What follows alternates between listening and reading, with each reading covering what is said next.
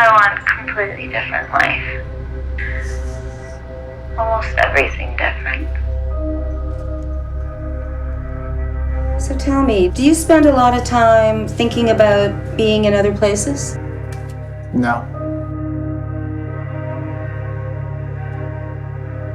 Do you feel like you want to be here at school?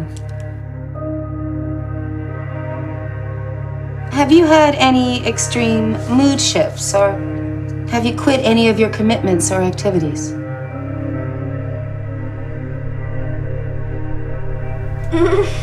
Have you been fighting or crying uncontrollably? Have you been creating any artworks with themes of death or suicide? Did you know that girl who killed herself? You got a girlfriend right now? I don't know. There was this girl. No, I don't. I just want to have a life where everyone's honest and nice to each other. Where everyone's real. What the fuck are you doing? What did you think would happen when you did this?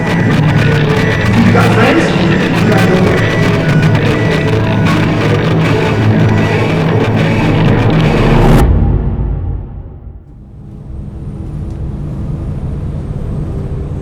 I want a completely different life.